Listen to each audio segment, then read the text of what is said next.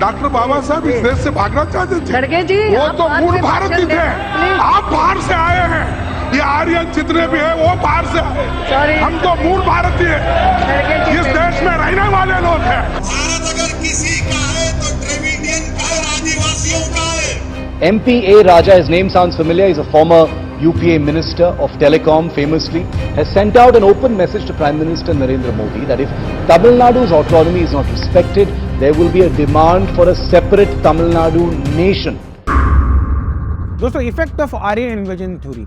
Aryan invasion theory का इतिहास में क्या प्रभाव पड़ा? दोस्तों, जो हिटलर था वो आर्यन रेस थ्योरी को मानता था। उसका ऐसा मानना था कि जो जर्मन लोग हैं वो आर्यन के ही वंशज हैं और हम बहुत एडवांस रेस के लोग बिलोंग करते हैं। हमारी आंखें नीली हैं, वाइट स्किन लोग हैं, बहुत स्कॉलर आदमी है, बहुत बड़े सिविलाइजेशन से हम आते हैं। इसीलिए जो दूसरे जो रेस के लोग हैं, दूसरे नस्ल के लोग हैं, फॉर एग्जाम्पल ज्यूइश लोग हैं, उनको हमें ख़त्म कर देना चाहिए ताकि वो हमसे मिक्स ना हो जाए, हमारी रेस ख़त्म ना हो जाए। इस आर्यन रेस की वजह से दोस्तों जो सेकेंड वर्ल्ड वॉर में जो लाखों लोगों की जो निशंस से हत्या हुई हॉलोकॉस्ट के अंदर, उसका बेसिस था हिटलर का आर्यन रेसिस थ्योरी।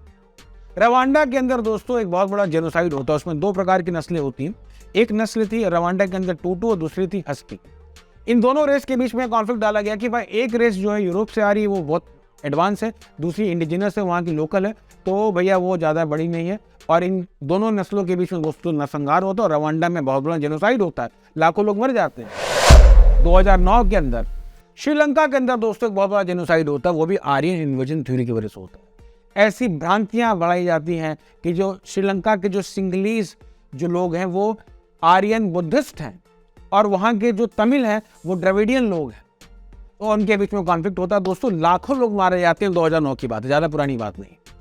इन सारी बातों को अगर आप देखेंगे, इनके पीछे एक गलत थ्योरी आर्यन इन्वेजन थ्योरी है। अगर ये थ्योरी भारत में भी प्रोपेगेट हो जाए दोस्तों, वो दिन दूर नहीं जब साउथ इंडिया नॉर्थ इंडिया के बीच लड़ाई हो जाए, तमिलनाडु भारत से अलग हो जाए, वो दिन दूर नहीं। इसलिए हमें समय रहते इसको समझकर इसको रिफ्यूट करने की आवश्यकता है।